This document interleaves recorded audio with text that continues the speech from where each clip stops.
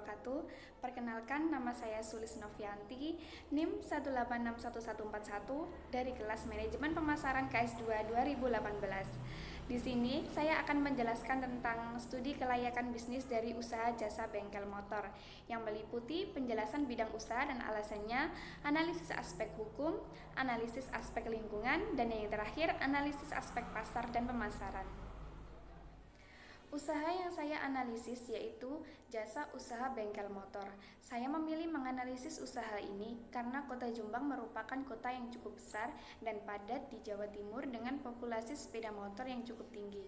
Kondisi demikian dapat dilihat dan ditandai padatnya aktivitas kendaraan bermotor di jalan raya, khususnya sepeda motor yang menguasai hampir 80%.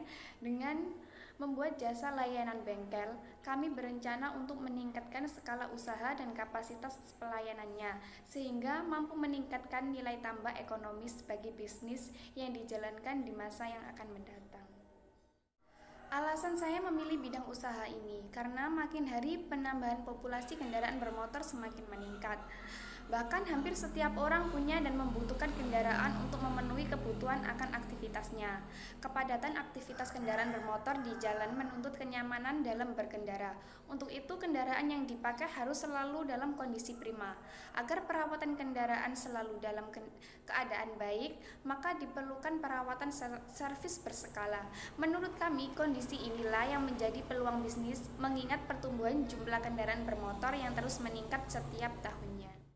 Dilihat dari aspek hukum dalam usaha ini, dari segi legalitas usaha, unit usaha ini memerlukan beberapa dokumen badan hukum untuk melaksanakan usaha bisnis sebagai bekal usaha yang dilaksanakan berjalan lancar di kemudian hari.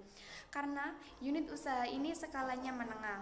Untuk badan hukum, untuk usaha ini yaitu berupa CV, karena usaha yang kami analis sifatnya merupakan usaha mandiri dengan modal mandiri dan keuntungan pemilik modal. Syarat legalitas badan usaha. Untuk mendapatkan izin mendirikan bengkel umum kendaraan bermotor, maka harus memenuhi persyaratan. Yang pertama, mengisi formulir permohonan, fotokopi KTP pemilik ataupun penanggung jawab usaha bengkel.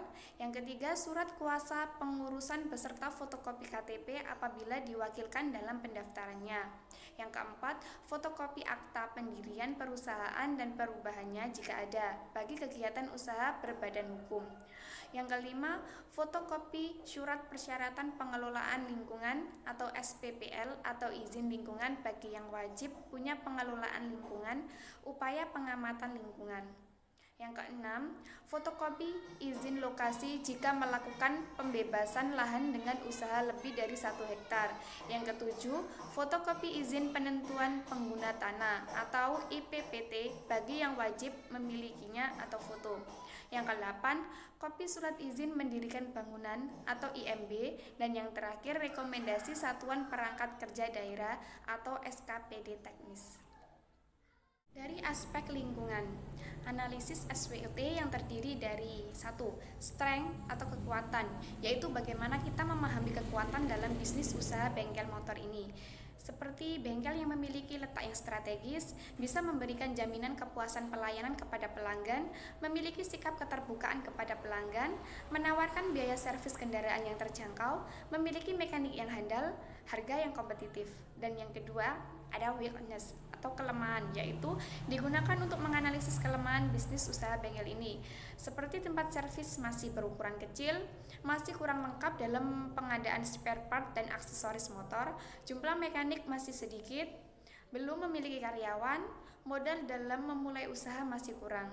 Dan yang ketiga, opportunity atau peluang, yaitu untuk menganalisis apa saja peluang dari luar atau eksternal dalam melakukan usaha jasa bengkel. Seperti meningkatnya jumlah pengguna kendaraan sepeda motor dan motor semakin meningkat, adanya tren modifikasi sepeda motor di kalangan anak muda, dukungan pemerintah terhadap sektor UKM, perkembangan teknologi yang ramah lingkungan, daya beli konsumen yang berorientasi gaya hidup.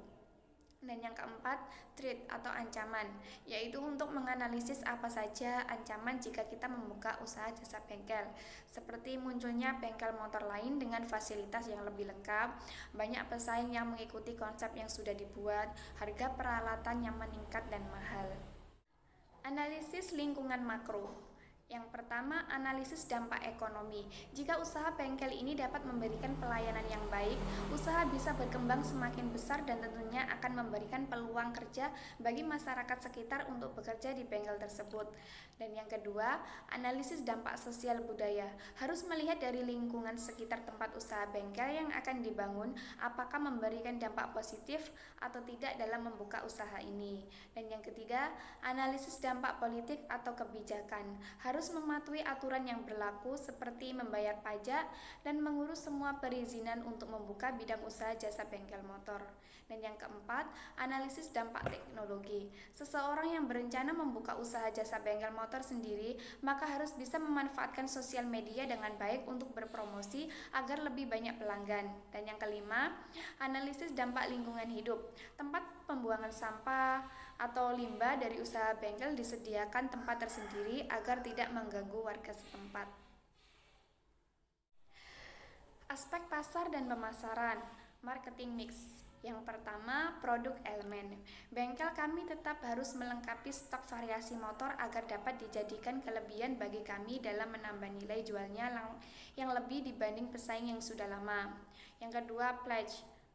Penilaian lokasi atau tempat usaha untuk usaha harus strategis dan bisa juga menambah kursi, tempat menunggu, dan dengan adanya free wifi diharapkan kenyamanan konsumen dapat meningkat.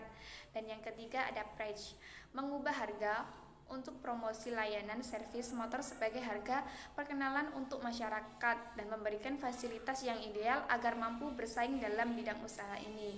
Dan yang keempat, proses, memberikan modul cara kerja dasar servis sepeda motor yang efektif agar hasil servis memuaskan tetapi tidak membutuhkan waktu yang lama. Dan yang kelima, people. Apabila memerlukan pegawai, perlu diberikan adanya modul cara kerja dasar bagi para pekerja untuk dipelajari dan dimengerti lagi sebagai referensi agar lebih profesional. Dan yang keenam, productivity dan quality. Untuk selalu meningkatkan kualitas hasil servis dan kecepatan pekerja dalam pengerjaan, maka dibutuhkan alat-alat yang lebih canggih yang dapat mendukung membangun kualitas. Marketing strategi, ada segmentasi geografis. Adapun lokasi yang akan kami tempati dalam usaha ini adalah radius 1 km terdapat banyak sepeda motor seperti pemukiman penduduk, perumahan, perkantoran, dan pondok pesantren. Dan yang kedua, demografis. Sasaran konsumennya adalah pengguna motor biasa yang memerlukan servis standar atau sesuai prosedur perawatan. Dan yang ketiga, psikografis. Secara psikografis, usaha bengkel ini tidak memandang orang berdasar kelas sosial, gaya hidup, maupun kepribadian seseorang. Semua kalangan bisa menjadi konsumen pada usaha bengkel ini. Yang keempat, perilaku. Terdiri dari semua kelompok yang memiliki pengaruh langsung atau tidak langsung terhadap sikap atau perilaku seseorang. Targeting. Usaha jasa bengkel ditargetkan untuk masyarakat umum dari semua kalangan. Positioning. Dalam usaha reparasi motor ini, segmen yang kami buka adalah semua kalangan yang memiliki sepeda motor. Tidak membatasi itu kalangan bawah, tengah, maupun kalangan atas. Karena usaha kami ini mengedepankan kepuasan konsumen. Bagaimana usaha yang akan kami dirikan ini dapat diterima semua kalangan masyarakat. Dalam mengedepankan usaha ini harus mengatur strategi, yaitu mengedepankan kualitas reparasi yang unggul dengan mekanik yang telah diuji secara profesional dengan tidak memandang dari segi kalangan apapun dan memberikan fasilitas pelayanan yang baik. Demikian penjelasan tentang studi kelayakan bisnis dari usaha jasa bengkel motor. Terima kasih. Wassalamualaikum warahmatullahi wabarakatuh.